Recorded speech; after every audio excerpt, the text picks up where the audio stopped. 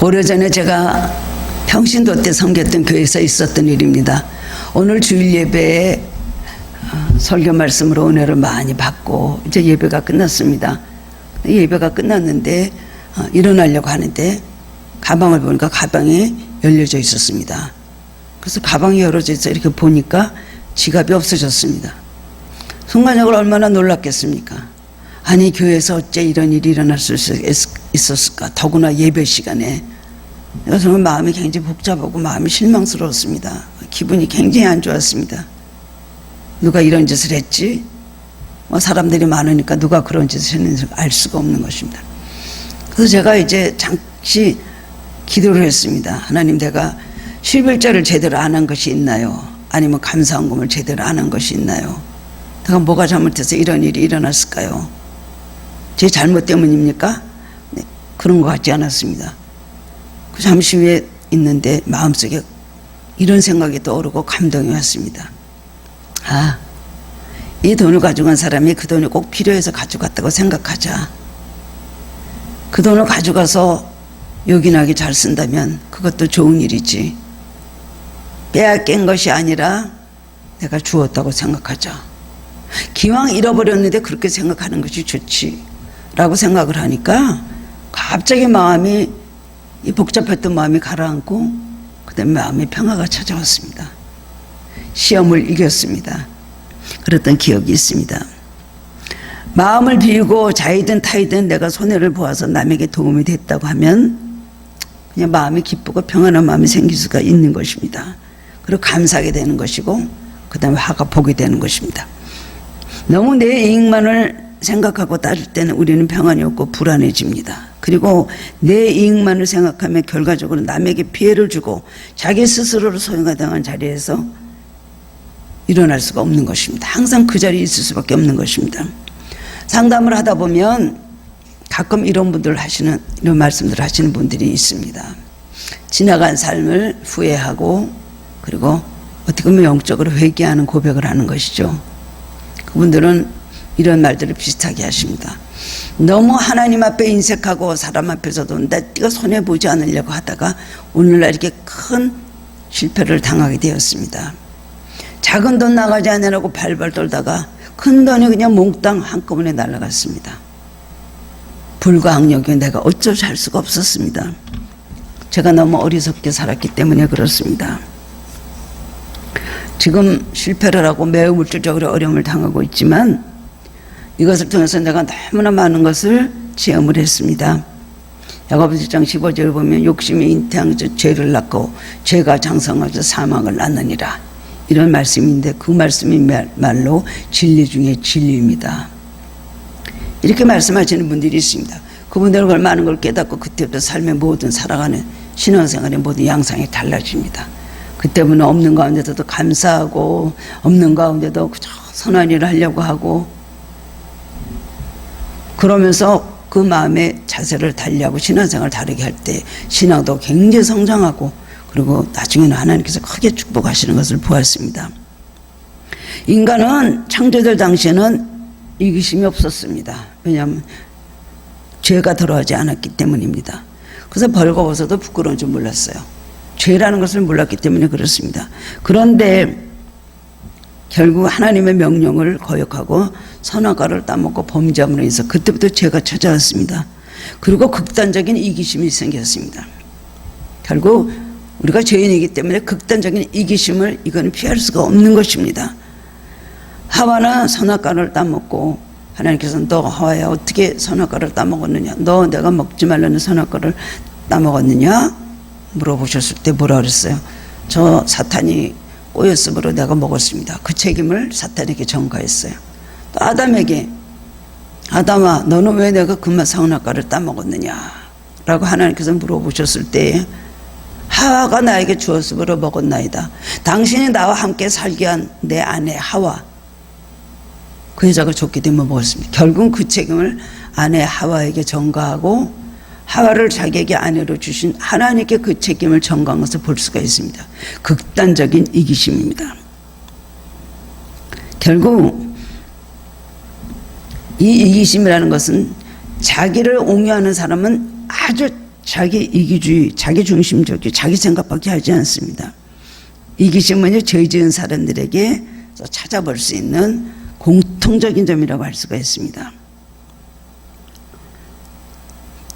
자기의 잘못을 죽어도 인정하지 않습니다. 남의 탓만 합니다. 남의 탓만 합니다. 아, 내가 그랬으면 미안하다, 잘못했다, 내가 그것은 실수했다. 절대 인정하지. 처음부터 끝까지 그런 것이 아니라고, 나는 그렇지 않다 그러고, 그렇게 말하는 분들을 가끔 보게 될 때에 하나님 앞에도 저렇게 할 수 있을까? 어떤 분이 그런 분에게 물어봤대요. 심판대 앞에 서면 어떻게 말할 거냐 했더니, 심판대 앞에 서서도 나는 똑같이 말할 거라 그러더래요. 나는 잘못이 없다고. 결국 이 이기심이라는 건 죄에 나타나는 바로 그 열매라고 할 수가 있습니다. 예수님이 이 세상에 오셔서 철저하게 희생하고 손해만 보다가 가신 분이십니다. 한 번도 자기 자신의 어떤 인간적인 유익을 위해서 그런 목적으로 이해하신 적도 없고요. 자기 어떤 유익을 위해서 무엇을 요청하신 적도 없으십니다. 하나님 나라를 위해서, 그리고 인간들을 위해서만 열심히 사역을 하셨습니다. 영적으로, 정신적으로, 그리고 육체적으로 핍박과 업신여금을 당하고, 나중에는 결국 우리를 위해서 자기 몸과 생명까지 내어주신 분이 바로 예수님이십니다. 예수님께서 이 세상에 오셔서 우리에게 주신 말씀은 너무나 역설적이고 모순적인 그런 진리입니다. 우리 기독교는 너무나 모순이 되는 그런 말씀이 너무나 많습니다. 그렇기 때문에 이해할 수도 없고 수긍도 안 가는 그런 말씀이 너무나 많이 있습니다. 세상에서 말하는 그런 인생 철학하고 전혀 다른 것을 제시하고 있습니다. 그러나 그것은 진리 중에 진리인 것입니다. 손해보는 인생이 되라, 희생하는 인생이 되라, 자기를 부인하고 십자가를 지고 나를 따르라, 자기를 잃어버린 자가 찾을 것이다, 먼저 주어라 그러면 내가 넘치도록 받게 될 것이다, 먼저 대접하라 그러면 대접을 받게 될 것이다, 낮추라 그러면 높아지리라 말했습니다. 죽으면 살리라, 버리면 얻으리라, 그리고 핍박을 받은 자, 온유한 자, 가난한 자가 복이 있다. 이 말씀은 너무나 모순적이고 역설적인 진리인 것입니다. 이 말씀은 손해보는 인생이 될 때에 하나님의 의가 드러나고 하나님 나라가 이루어지고 이 세상의 것과는 비교할 수 없는 놀라운 상급을 받게 될 것이는 주님의 약속을 우리에게 말씀해 주시는 것입니다. 우리는 이 말씀이 순간적으로는 잘 이해도 안 되고 사실 잘 믿어지지 않습니다. 왜냐하면 순간적으로 그런 일들이 짧은 시간에 주님의 말씀이 그대로 이루어지지 않기 때문입니다. 그러나 오랜 세월을 두고 보면은 하나님의 말씀은 변함없이 그대로 이루어지는 것을 우리는 볼 수가 있습니다. 우리 한국의 슈바이처라고 하는 장기려 박사님 있죠. 대구 동산병원에 원장하셨던 분이십니다. 그분은 너무나 아름다운 정말 미담이 많이 있습니다. 가난한 환자들을 위해서 너무나 많이 그들을 물질적으로 도와주고 그들을 위해서 평생을 사셨던 분이 바로 장기려 박사님이시는데, 새해 첫날에 제자들이 와서 장기려 박사님께 와서 이제 세배를 하였습니다. 그래서 교수님 덕담 한마디 해 주십시오. 저희들이 올해는 어떻게 살아야 될까요? 라고 그렇게 여쭤봤을 때 장기려 박사님, 예수님 같이 살아보게, 이렇게 말을 했다고 하십니다. 그러니까 그 제자들이 뭐요? 예수님 같이 살라고요? 예수님 같이 살면은 박사님 같이 살라고요? 예수님 같이 살면은 바보 되라고요? 그랬더니 껄껄껄 웃으시면서 예수님 같이 바보 돼서 살기가 그게 쉬운 일인 줄 알아? 라고 말씀을 하셨다는 겁니다. 본문을 보면 어떤 부자 관리인 청년이 예수님을 찾아가서 선생님 어떻게 해야 내가 영생을 얻을 수 있으리까? 라고 그렇게 물었습니다. 그 당시 관리는 굉장히 권세가 있고 그리고 성공하고 그리고 신분이 높은 그런 사람이었습니다. 그런 관리 중에서 예수님께 찾아와서 영생을 어떻게 하면 얻겠냐고 하는 그런 질문을 했다는 것 자체가 굉장히 그거는 특별한 경우라고 할 수가 있습니다. 더구나 영혼에 대해서, 영생에 대해서 관심이 있었다는 것은 상당히 이 사람이 신앙적으로 그래도 남보다는 영적인 것에 관심이 있었다는 걸 알 수가 있습니다. 그런 관리 중에서 예수님을 존경하는 사람이 없었는데 그거 찾아와서 예수님께 찾아왔습니다. 그리고 이제 예수님께 어떻게 하면 영생을 얻을 수 있겠습니까? 예수님께서 네가 계명을 지켰느냐? 네, 어렸을 때 나는 계명을 잘 지켰습니다. 십계명을 너무나 잘 지켰죠. 율법적으로는 하나도 내가 그것을 어긴 것이 없이 잘 지켰습니다. 예수님께서 그 사람을 이렇게 보시고 하신 말씀이에요. 그런데 한 가지 부족한 것이 있다. 뭐가 부족해요? 제가 뭐가 부족해요? 그랬겠죠. 계명대로 했는데요. 계명대로 살면 되지 뭐가 더 부족합니까? 예수님께서 뭐라 그러셨어요? 한 가지 부족한 것이 있으니 내 재물을 팔아서 가난한 자들에게 주라. 그래야 하늘의 보화가 너에게 있으리라. 이 사람은 깜짝 놀랐어요. 재물이 너무 많은 부자이기 때문에 근심을 하면서 돌아갔다 그랬습니다. 오늘 성경은 무엇을 말씀해 주고 있습니까? 그 현세와 내세 복받는 삶이 무엇일까요? 우리는 구원을 얻는 거로는, 우리는 영생을 얻는 거로 우리 인생 그것이 정말 우리는 성공이라고 생각을 합니다. 우리 믿음의 목표가 뭘까요? 구원을 얻고 영생을 얻는 것. 그러기 위해서 우리가 계명을 지켜야 되겠죠. 죄를 짓지 말아야 되겠죠. 그러나 주님께서 오늘 말씀하시는 것은 계명 위에 신앙이 뭐 있다는 거예요? 사랑이 있다는 것을 말씀해 주는 겁니다. 사랑. 우리 말씀 바로 그것을 주님께서 말씀해 주신 겁니다. 현세와 내세 복받는 삶은 사랑이 있는 삶이다. 그래서 말씀해 주는 것이죠. 오늘 말씀을 통해서 깨달음으로 함께 은혜를 나누기를 원합니다. 현세 내세 복받는 삶은 어떤 삶인가? 첫 번째로는 남에게 나눠주는 삶입니다. 지금은 어떻게 가르칩니까? 굳은 땅에 물이 고이죠. 굳은 땅에 비가 오면 물이 고인다고 가르치죠. 남에게 인색하고 자기 자신에게 후한 사람, 이런 사람이 성공한다고 지금 그렇게 가르칩니다. 그러나 주님의 말씀은 정반대한 것을 가르치고 계십니다. 여기에 나오는 관리는 현대인이 바로 그런 아주 성공적인 인물의 표상이라고 할 수가 있습니다. 젊은 사람이고 관리이고 돈이 많습니다. 한 번도 손해보지 않고 자신을 위해서 완벽하게 성공하는 삶을 살았습니다. 아주 잘 공동잡을 잘 쌓아간 그런 삶과 마찬가지입니다. 누가 봐도 부족함이 없는 그런 훌륭한 사람, 신앙적으로 남이 보면 율법적으로 하나도 흠할 것이 없는 그런 사람이었습니다. 그리고 계명만 지키면 되는 줄 알았습니다.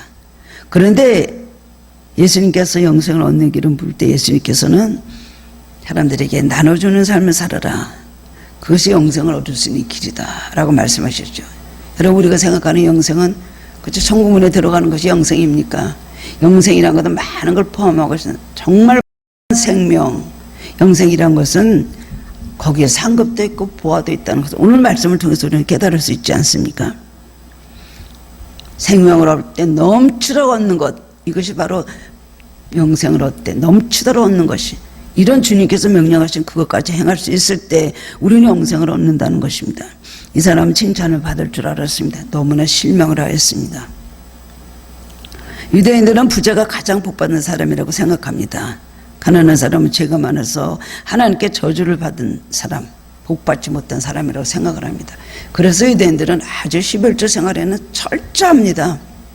도둑질을, 남의 집 곡식단을 도둑질을 해가지고 이렇게 메고 오다가도요, 성전 앞을 지나가면은 그 훔쳐온 것 중에 하나를 갖다가 다시 그 성전에다 11조 정신으로 10단을 훔쳐왔으면 그 중에 한 단을 갖다 던져버리고 9단을 들고 도망을 친다는 거예요. 그만큼도 11조 생활 잘해서 그런지 참 유대인들은 세계적으로 굉장히 많은 물질에 그런 많은 축복을 받은 민족이라고 할 수가 있습니다. 부유함을 아주 신앙의 우상으로 생각했습니다. 그래서 율법은 지켰지만 실제는 우상을 섬기는 이것이 바로 그 사람들 머릿속에 굉장히 자리 잡고 있었던 것이에요. 이스라엘 백성은 그럴 수밖에 없었다고 생각을 합니다. 가나안 땅에 살면서도 풍족하지 못하고 늘 자주 흉년 들고 그렇게 살았습니다.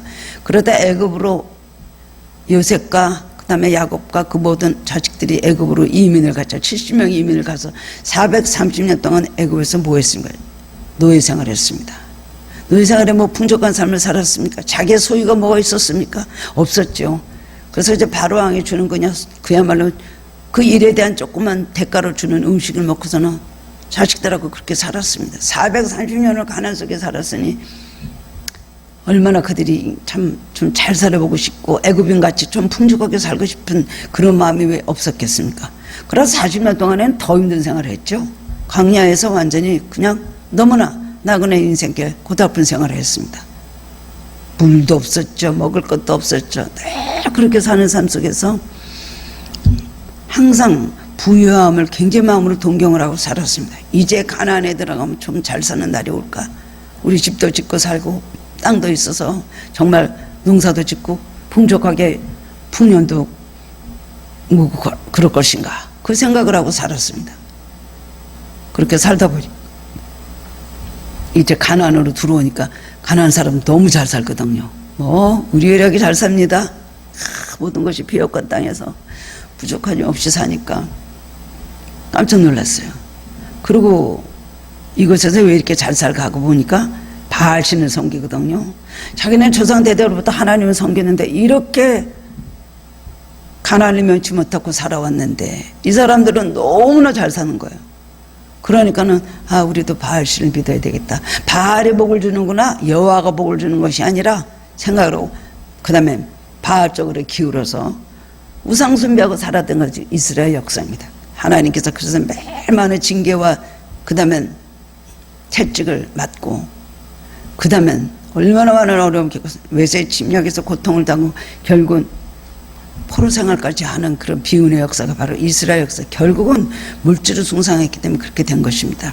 우리 한국도 그렇다고 생각합니다. 옛날보다 굉장히 가난을 면치 못하는 그런 조선시대를 지나갔고요. 그 다음에 일제, 그 다음에 36년 동안 얼마나 또 못 살았습니까? 완전히 식민지로서 그렇게 살았고, 그 다음에 또 6.25 또 동란이 일어났죠. 얼마나 못 살았습니까? 먹을 것이 없어서 굶어 죽고, 남의 집에 그냥 일하는 애로 보내고, 남의 집에 입양 보내고, 외국에 그냥 입양 보내고, 자기 자식들 먹일 수가 없으니까 가서 밥만 먹고 살아라고 다 남의 집에 줘버렸잖아요. 그러는 가운데 그래도 하나님께서 축복하셔서 한국에 이런 물질적인 축복을 주셔서 우리가 이제 가난을 면하고 이렇게 평안한 생활하면서 살고 있습니다. 그런데 우리 한국 사람들 머릿속에도요, 물질을 숭상하는 것이 이게 굉장히 뿌리 깊이 박혀 있습니다. 그래서 외국 나가서 사는 교민들이 다 나가서 성공하는 사람들은 한국 사람이라 그러죠. 미국 가서 사는 교민들, 한국 교민들 얼마나 밤을 새우면서 일을 하고 열심히 노력하죠. 똑똑하죠. 머리가 우수하죠. 그렇게 열심히 일하니까는 결국은 굉장히 외국에서도 성공하고 사는 이유가 그 가난을 면해보겠다는 그 물질 숭배 사상, 이것이 굉장히 자리 잡고 있기 때문에 그런 것입니다. 그런 것이 우리 한국 사람들의 민족 속성에 다 있습니다. 물질이 최고다. 가난하게 살면 안 된다. 어쨌든 물질이 최고다. 자식은 가르쳐서 잘 공부를 가르쳐놔야 이들이 나가서도 잘 산다. 오랫동안 그런 속에서 한해에 맺혀서 그런데 신앙생활을 하면서도 그 뿌리를 버리지 못합니다. 하나님보다 물질이 더 위에 있어요. 그래서 복 받는 거는 좋아서 맨날 기도하고 그 말씀 적용해서 기도하고 부르짖으면서도 하나님 말씀대로 하라는 것은 물질에 들어간 거는 다 그런 외면해 버리고 결국은 그거에 대해서는 순종을 하지 못하는 이유가 바로 거기 있는 것입니다. 그러면서 이 사람이 어려운 사람이 나눠져. 그래야지 너에게 보화가 있다 말씀을 하시는데, 물질 지상주의 또 그런 자기 중심적인 생활로부터 벗어나서 이유를 위해서 나눠주고 새로운 가치관을 그렇게 찾아주는 사람이 될 때에 하나님 현세대도 복을 받고 내세대도 복을 받는다. 당대에서도 복을 받고 내 후손들이 복을 받는다는 것을 아울러 약속을 해주고 있습니다. 전도서 11장 1절에 보면 너는 내 떡을 물 위에 던지라 여러 날 후에 도로 찾으리라 라고 하였습니다. 떡을 물 위에 던진다는 것은 얼마나 낭비입니까? 떡을 물 위에 던질 바보가 어디 있습니까? 그냥 버리는 건데요. 근데 그 씨앗이 옥대에 떨어져 풍년이 들면은 풍족하게 돌아올 것이라는 것을 말씀해 주고 있는 그런 말씀입니다. 가난한 사람에게 나눠주고 또 도와주면 나중에 여러 배로 도로 찾을 것이라는 것을 말씀해 주고 있는 것입니다. 이 말씀은 자기밖에 모르는 극단의 이기주의를 추구하는 현대를 살아가는 사람들에게 주는 교훈이라고 할 수가 있습니다. 여러분은 그리스도인으로서 믿음으로서 살다가 억울하게 손해본 일이 많을 것입니다. 그런 일들이 많이 살다가 있을 것이죠. 희한하게 속임을 당하고 희한하게 이용을 당하고 희한하게 그리고 또 본의 아니게 그렇게 될 수가 있습니다. 그러나 낙심하지 마시기를 바랍니다. 갈라디아서 6장 9절에 보면 우리가 선을 향하되 낙심하지 말지니 포기하지 아니하면 때가 이르면 거두리라 라고 말했습니다. 때가 이르면 거두리라. 우리는 때가 금방 오지 않으니까 말씀대로 살아도 소용없네. 말씀대로 살아도 그대로 되지 않네. 그리고 그때부터는 그 말씀대로 순종하지 않습니다. 하나님을 위해서 남을 위해서 우리가 무엇인가 잃어버릴 때에 하나님께서는 그것을 아시고 그 빈자리를 채워주실 때 넉넉하게 여러 배로 채워주실 것입니다. 유명한 패션 브랜드로 성공한 박지사님이라는 여성 실업인이 계십니다. 수년 전에 그분이 저를 오랫동안 자주 찾아와서 상담을 받고, 그리고 저는 그의 요청대로 그의 사무실과 그의 공장에 가서 직원들을 놓고 예배를 드리고 하였습니다. 예배를 드리고 했는데 그분은 집사님으로 우리 있었긴 했지만 전혀 신앙에 대해서 대화를 나누니까 ABC를 잘 모르더라고요. 영적 체험은 특히 없습니다. 사업을 하는데 남편이 세상을 떠나가지고 그 다음에는 그 사업을 자기가 이어가지고 이제 해야 되는데 너무나 어려운 거예요. 오늘 한국에 또 불황이 들어가고 패션 업계가 많이 힘들었을 때입니다. 여러 가지는 너무 힘드니까 이제 하나님을 의지하게 됐습니다. 그러다가 이제 점점 예배를 자꾸 드리고 말씀을 듣고 하다가 나중에 어느 날 예배를 드릴 때 이분이 이제 성령을 체험하게 되고 방언을 받게 되었습니다.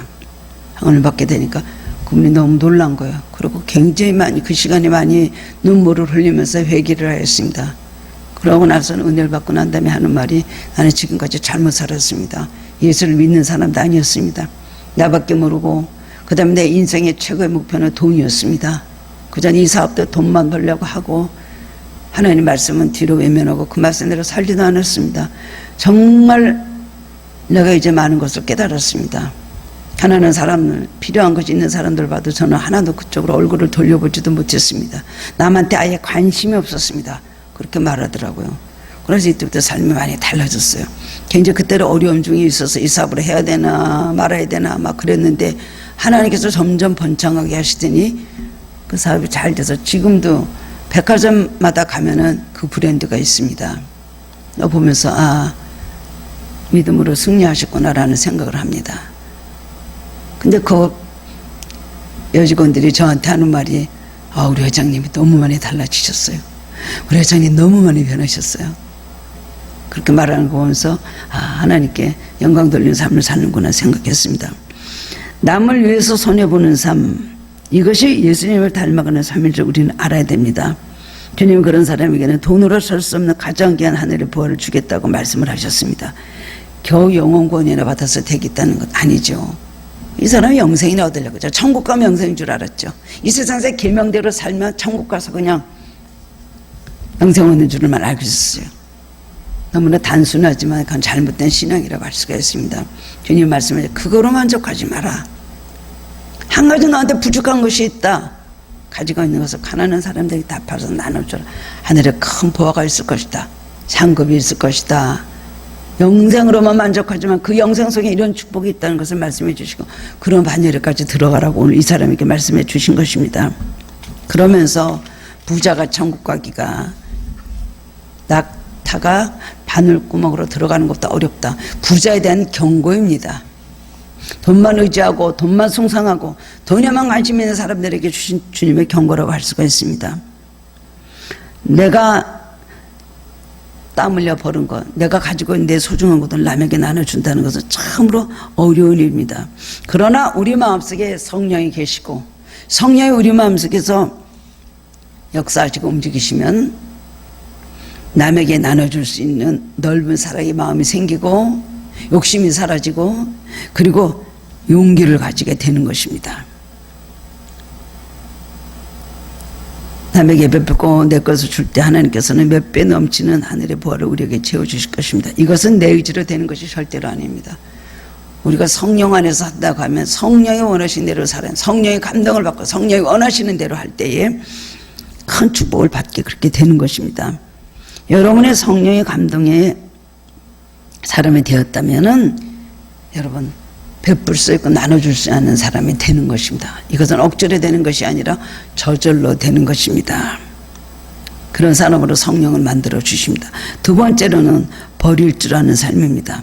아브라함은 하나님께서 부르신 후에 너는 고향 친척 아버지 집을 떠나라 라고 말씀을 하실 때 그대로 고향 친척 아버지 집을 떠나고 그걸 버리고 떠나왔습니다. 그리고 나중에 100세 난 아들 이삭을 모리아산에서 바치라고 명령하셨을 때에 또 그 아들을 버렸습니다. 하나님의 말씀에 순종해서 아들을 버렸다는 것이에요. 결국 그래서 모리아산의 제단 거기에 이삭을 앉혀놓고 묶어놓고 그 다음에 칼로 찔러서 죽여서 번제를 태우고 하나님께 번제를 드리려고 했던 것 아닙니까? 그렇게 버릴 때의 여호와 일의 축복을 받게 그렇게 되었습니다. 이것이 바로 순종입니다. 순종. 순종은 뭘까요? 신앙의 가장 최고의 정점이 바로 순종입니다. 그 사람이 얼마나 순종하느냐 안 하느냐에 따라서 그 사람이 정말 신앙의 사람인가 아닌가를 우리는 측정할 수가 있는 것입니다. 순종은 희생이 따르기 때문에 순종하기 쉽지 않습니다. 자기를 버려야 되는 것입니다. 그래도 순종이 됩니까? 순종이 안 되는 것이죠. 자기를 누가 버려요? 왜 내 거 왜 줍니까? 순종은 자기를 버리는 것이고 그 다음에는 순종이란 것은 가장 신앙의 최고의 성숙한 신앙을 말하는 것이에요. 그래서 순종할 줄 모르는 사람은 결국 가장 미성숙한 신앙이고 그 다음에 가장 초보의 신앙이라고 할 수가 있습니다. 오늘날 우리 사회도 자기를 포기할 줄 모르기 때문에 많은 사람들이 참 이렇게 피해를 끼치는 그런 일들을 우리가 얼마나 보게 됩니까? 그것이 뭐라고 저렇게 거기에 집착을 해서 그것만 가지고 저밖에 모르더니 결국 저렇게 되네. 우리가 보면서 안타까워하는 경우들이 있죠. 그런 사람들은 하나밖에 모릅니다. 눈에 보이는 건 가시적인만 갖고 집착을 하기 때문에 결국 포기하지 않는 것입니다. 다른 삶에 대한 생각보다는 언제나 자기 중심, 자기 집착으로 살기 위해 때문에 주변 사람들에게 피해를 입고 불행한 일이 생기는 것입니다.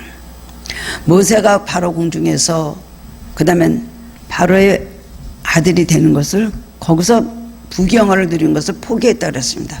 그러고 나는 히브리 민족으로서 이스라엘을 위해서 일해야 되겠다는 생각하는 그런 애국심을 가지고 그다음 그런 부귀영화를 버렸다는 거죠. 그래서 어떻게 됐어요?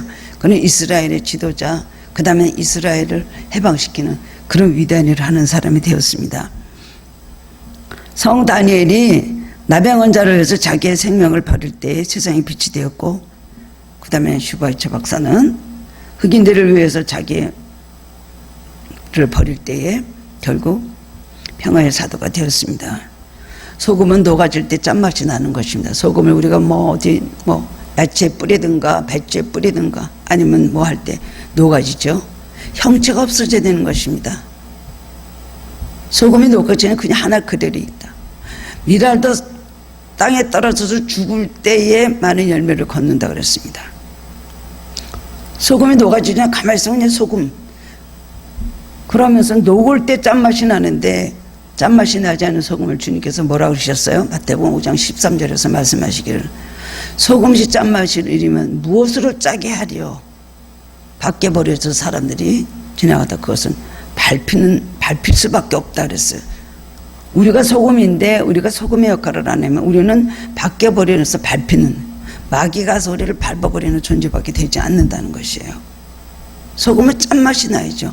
어디 가든지 사랑을 표현해야 됩니다. 어디 가든지 남을 도와주고 남한테 관심을 가지고 내 것을 나눠주는 복음을 나눠주고 사랑을 나눠주고 기도를 나눠주고 뭐든지 나눠주는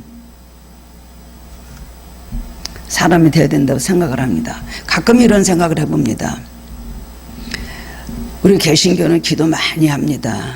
개신교는 정말 기도 많이 하고 뜨겁습니다. 성경도 너무나 많이 알고 성경을 몇 독을 했네 얼마를 했냐 엄청난 그런 캠페인을 벌이죠.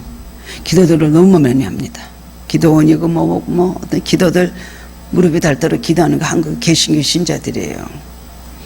근데 천주교는 기도를 글쎄 하긴 하겠죠. 잘 모르지만 그러나 우리 개신교 같이 소리 지르고 찬양하고 모이고 막 뜨겁게 막 주여 삼창하고 이런 거 없습니다. 그냥 이렇게 묵주인가요? 그거 돌리면서 그냥 누구를 위한 기도 무슨 그동 기도들이 있는 것 같습니다. 그런데 제가 이렇게 딱 표면적으로 이렇게 볼 때 느끼는 것은 참 천주교는 봉사를 많이 합니다.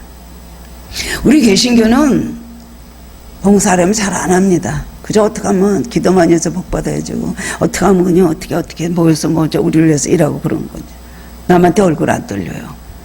참 천주교는요, 참 스스로 봉사하는 사람들이 많더라고요.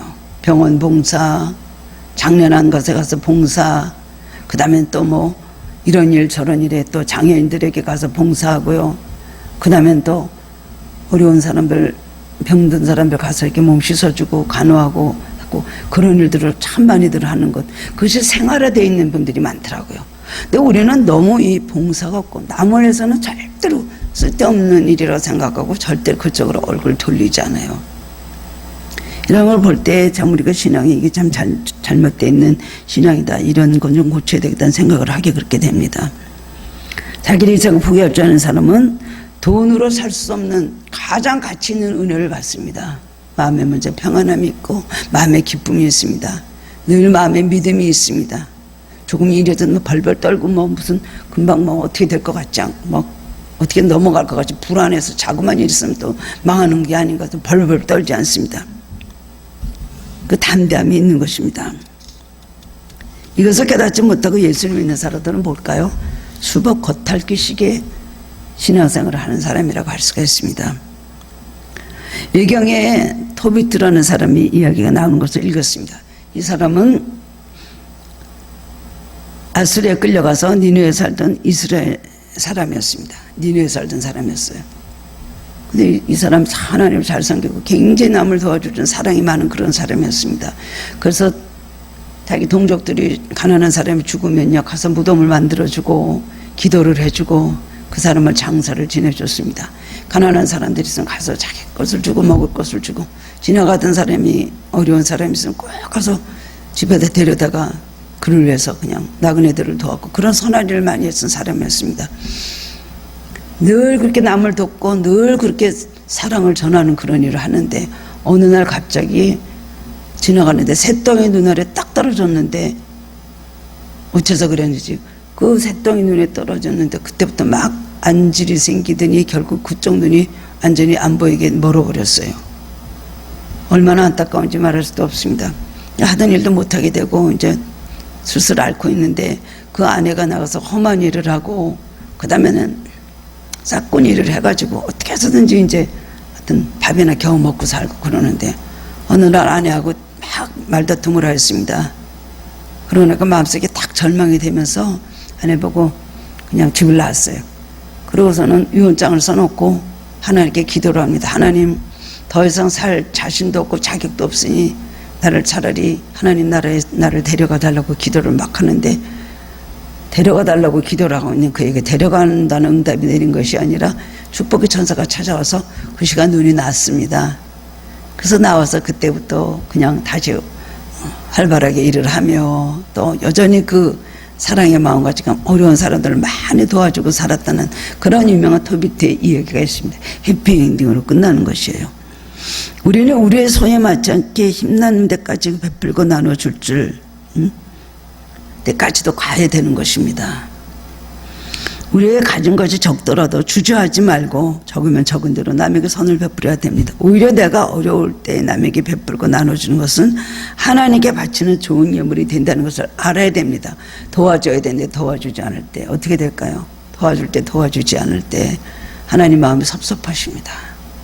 우리는 하나님 앞에 성전을 통해서 헌금을 하는 것만 우리는 예물이라고 생각하죠. 하나님 기뻐하시는 것에 물질을 쓰는 것도 하나님 앞에 귀한 예물이 된다는 것을 알아야 됩니다. 믿음으로 행할 때 그 예물에 대한 확실한 증거를 주십니다. 아, 예물을 대해서 이렇게 하니까 하나님께 이렇게 축복하시는구나, 이걸 체험하게 되는 것입니다.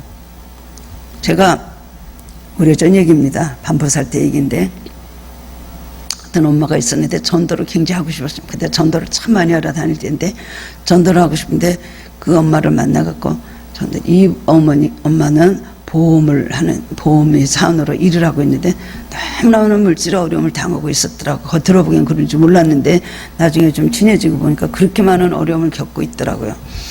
그래서 제가 어려서 그분이 뭐 이런데 좀 필요하다, 이런데 필요하다 그래서 제가 또 돈을 그냥 뭐 빌려줬는지 어쨌든 간에 그렇게 주다 보니까 제법 많은 돈이 가게 됐어요. 그런데 어느 날 갑자기 생각하니까 내가 좀 속이 상했습니다. 그래서 이 사람한테 요거는 달라고 해야 되겠다. 그래서 제가 전화를 걸었어요. 그래서 제가 다른 거는 모르는데 그거는 다른 건 뭐 그냥 그렇게 듣고 이거는 내가 꼭 필요한 돈이니까 그것만큼 좀 이제 그 말을 하려고 이제 나와서 약속을 해서 만났어요. 만나가고 이제 만났는데 얘기를 하다가 제가 그 돈을 좀 이렇게 받고 싶은데 그것만큼 좀 돌려주십시오라고 얘기를 하려고 내가 시작을 했는데 나도 모르게 입에서 뭐가 나가냐면은 그분이 먼저 얘기를 하는 거예요.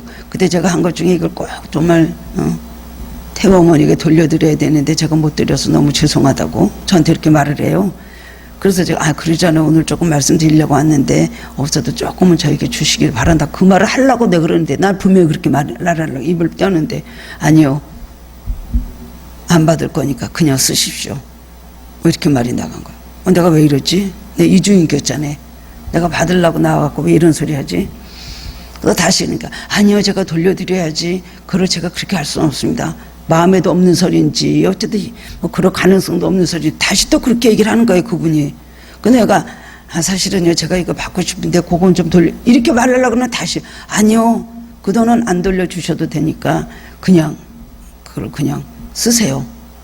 뭐 생활도 어려워지는데 애들 뭐 학원비로도 뭐 이렇게 말이 나가는 것은 내가 순간적으로 아까는 이중인격자다 했다가 지금은 하나님께서 이렇게 하시는구나 또 나를 이렇게 하시는구나 그걸 알고 거기서 그냥 잠깐도 제가 내고 나온 거예요. 그 집에 오면서 마음이 우울했습니다. 그냥 왜 이렇게 맨날 이렇게 해야 되나 생각을 하고서는 이제 나와가지고서는 아파트 정문이는 대로 이렇게 들어오는데 내가 마음이 답답했어요. 내가 이중인격자인가 뭔가 돈 받으려고 나가가지고 이제 그냥 쓰란 말이 입에서도 참 나 이게 마음이 약한 게 문제야 혼자 막 그런 생각을 하고 있었어요. 이렇게 하고 아파트 정문을 싹 들어오는데 갑자기 그냥 하늘에서 빛 같은 게 싹 비춰지는 걸 느끼면서 축복이다 축복이다 이런 음성을 들었어요. 축복이야 축복이다 어쩌서 축복이겠죠 뭐 선한일에서의 축복이죠. 걔가 집으로 왔어요.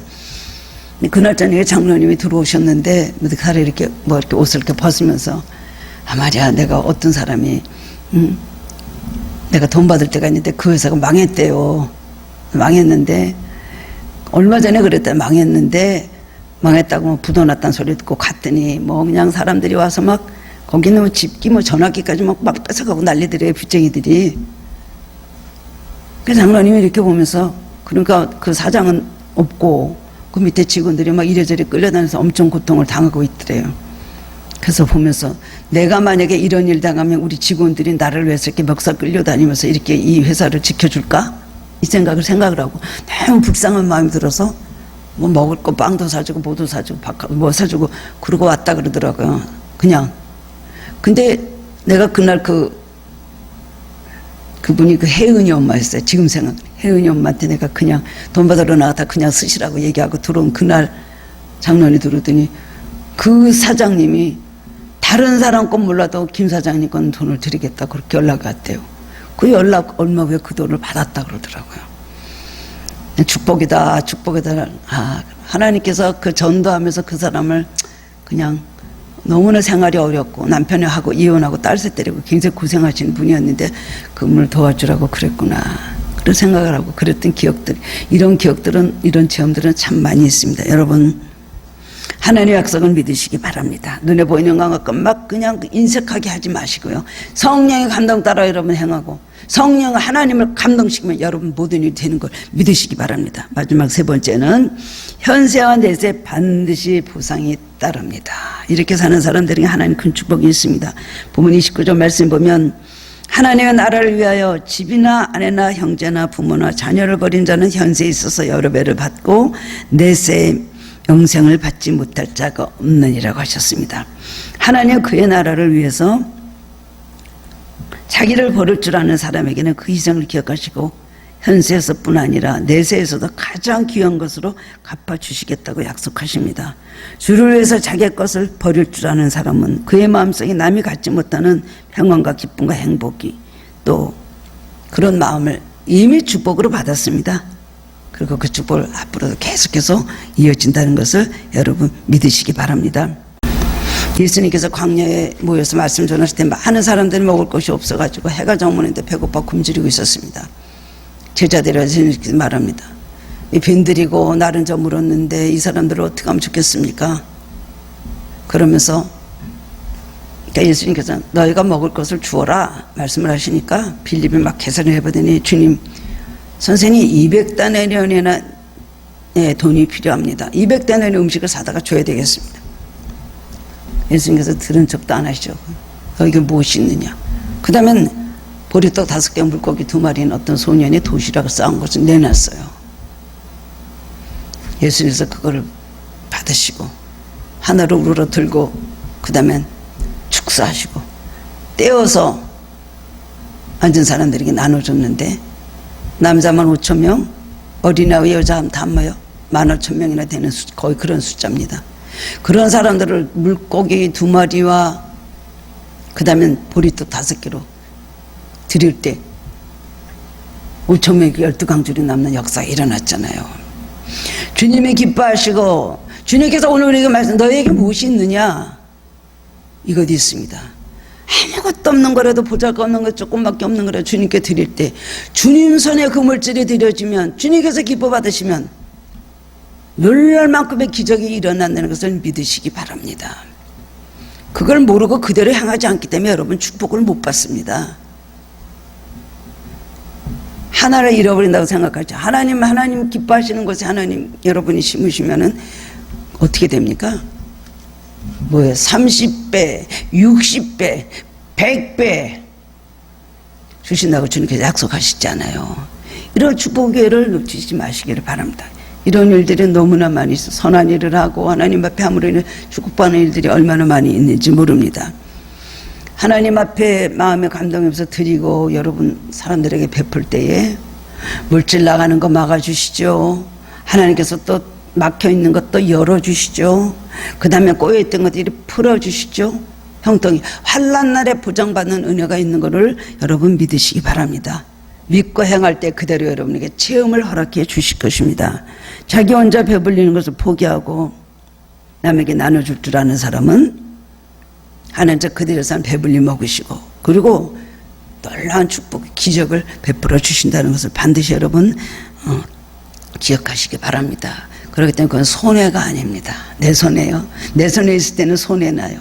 하나님 원하시는데 손을 내밀 때 여러분 많은 축복을 받는 건 이 진리를 터득하시고 그대로 순종을 하시면서 많은 축복을 체험하시기를 바랍니다. 해당된 9장 36절에 보면 오빠의 다비다라는 제자가 있다 그랬어요. 이 사람은 가난해서 특히 그냥 가난한 과부들을 굉장히 많이 도와줬던 사람이에요. 이 사람이 죽었습니다. 어떻게 죽었는지 갑자기 죽었는데 과부들이 막 베드로를 청해서 베드로가 가니까 막 그 다비다가 준 옷들 막 과부들이 막 이렇게 사랑으로 많이 했던 이 사람이 죽었습니다. 막 울고 그래요. 그러니까 베드로의 마음에 감동이 있었겠죠. 그 사람이 이제 타락에 올라가니까 다비다를 죽어서 누워놨는데 거기 있습니다. 거기 다비다를 보고 다비다야 일어나라. 다비다 죽었던 다비다가 눈을 뜨고 일어나서 앉았어요. 그 사람 살아났다는 거예요. 사도행전 그 다음 장 10장에 보면은 고넬료 얘기가 나옵니다. 백부장 고넬료. 이 사람은 정말 백부장이고 이탈리아 대 백부장이라는 이방인데도 불구하고 얼마나 하나님께서 고넬료를 기억하시는지 몰라요. 그래서 고넬료 기도하는 중에 저 요바에 있는 시몬 베드로를 청에다가 모셔와라. 그래서 가서 베드로를 모셔다가 예배를 드리듯 성령 받고 그 집에 막 충만한 역사가 일어났잖아요. 이런 축복이 어디서 나옵니까? 뭐라 그랬어요? 고넬료는 온 가족으로 돌아 하나님을 경외하며 백성들을 많이 구제하며 그리고 항상 기도하더니 그것이 신앙의 삼박자인 걸 여러분 아시기 바랍니다. 하나님을 경외하는 자는 열심히 기도하고 백성들을 구제할 줄 아는 마음을 가져야 되는 것입니다. 지금은 너무나 냉랭한 시대입니다. 사랑이 메말른 시대에 살고 있습니다. 우리가 예배나 제사만을 우리가 기도만을 우리가 중요시켜 생각한다면 구약 시대에 제사만 지냈던 율법주의 시대 그 신앙과 다를 것이 하나도 없습니다. 예수님 시대는 뭐예요? 은혜의 시대. 예수님 시대는 뭐예요? 사랑의 시대죠. 여러분 이 시대에 와서 우리에게 사랑을 베푼 이것이 신앙의 온전한 것을 여러분 반드시 기억하시기 바랍니다. 참된 만족은 이미 우리에게서 난 것 같이 생각하지 말라고 말씀하셨습니다. 참 만족은 위에서부터 나오는 것입니다. 우리가 하나님 앞에 하나님 기쁘게 할 때에 참 만족이, 모든 면으로부터 만족은 하늘로부터 내린다는 것을 알아야 되는 것입니다. 오늘 이 본문에 나오는 전문 관리는 결국 신앙의 자부심을 가지고 주님께 와서 좀 뭔가 인정을 받으려고 했어요. 인정받고 칭찬받으려는 마음으로 왔다가 전혀 뚱딴지 같은 원치도 않은 그런 말씀을 들었습니다. 너 가지고 있는 것을 다 팔아서 가난한 사람에게 주라. 이 결단을 내리기 쉽습니까? 그래서 결단을 내렸으면 참 좋을 뻔했어요. 삭개오 같이 내 소유의 절반이라도 가난한 사람에게 주고 남의 것을 뺏은 것이 네 배나 갖겠나이다. 차라리 그렇게 살았으면 삭개오 같이 훌륭한 삶을 살았겠죠. 축복받고 유명해진 사람이 되었겠죠. 이 사람은 결단을 못했다 그래서 재물이 너무 많기 때문에 근심하면서 돌아갔다는 것입니다. 그때부터 무시하고 그렇게 순종 안 해도 나는 계명대로 사니까 나는 영생을 얻을 수 있을 것이라 생각했을 것입니다. 그 사람 믿으면 거기서 끝나는 것입니다. 그 사람의 가치관이 그 사람의 삶을 결정지은 것을 알 수가 있습니다. 여러분, 믿음으로 살면서 손해나는 일이 있을 때 있습니다. 하나님 뜻을 해도 내가 내 것 손해날 때가 있습니다. 그래도 말씀대로 순종하시기를 바랍니다. 손해나는 것이 아니라 더욱더 많은 축복이 온다는 걸 믿으시기 바랍니다. 또 남을 돕다가 남에게 희생함으로 인해서 여러 가지로 물질로 어려움을 많이 겪고 계시다면 소망을 가지시기 바랍니다. 보상해 주신 하나님 계신 내 것 뺏기고 사라진 것이 아니라 천국에서 반드시 내가 희생한 것 보시고 천국에서 그것을 앞으로 보상해 주신다는 겁니다. 다 아시는 하나님께서 우리의 속마음을 하시고 우리의 행위를 하시고 생활을 하시는 하나님께서 앞으로 그날에 우리에게 보화를 주시고 우리에게 하나님께서 모든 것을 보상해 주시고 채우시는 날이 있으시다는 것입니다. 보이는 세상 것으로만 만족하지 말고 십자가를 지는 삶을 사시기를 바랍니다. 그리고 나를 버리고 남에게 나눠줄 줄 알며 손해볼 줄 아는 그리스도인으로 살아옴으로써 현세와 내세에 축복받는 삶을 사시는 하나님께 성도님 되시기를 주님의 이름으로 축원합니다. 사랑의 주님 은혜를 감사드립니다. 오늘 말씀을 통해서 함께 은혜 받게 하시니 감사드립니다. 우리는 너무 이기주의적인 신앙생활을 하고 있습니다. 너무나 율법적이요 너무나 표면적인 신앙생활을 하고 있습니다. 우리가 거듭났다면 주님과 동행한다면 전 주님이 원하시는 삶을 살게 하여 주시길 원하고 기도합니다. 우리가 하나님 나라의 비밀을 어떻게 다 알겠습니까? 주님, 우리 손에 있어야 축복인 줄 알고 내가 붙잡고 있어야 내 것인 줄 아는 이 모든 잘못된 신앙을 고치게 하여 주시옵소서. 하나님 앞에 드리고 남에게 베풀 줄 아는 신앙으로 말미암아 하나님이 예비하신 큰 여호와의 축복을 받게 하여 주시고 환난 날에 보장받으며 환난을 면케하시고 모든 맡긴 것들이 풀어지며 현세뿐이 아니라 내세까지 복을 받으며 내 시대뿐 아니라 자손만대까지 복을 받는다는 것을 기억할 수 있게 하여 주옵소서. 만복의 근원이 되시는 하나님, 우리를 축복하시고 우리도 축복받는 사람으로 합당한 삶을 살도록 도와주시길 원하고 기도합니다. 하나님께서 주신 물질을 바로 쓸므로 인하여 주님 기뻐하시는 삶을 살게 하시고 또한 우리에게 하나님 주신 모든 축복을 곳곳에서 체험하며 기적을 체험하는 우리들의 삶이 되게 하여 주시옵소서. 예수 그리스도 이름으로 감사하며 기도드리옵나이다. 아멘.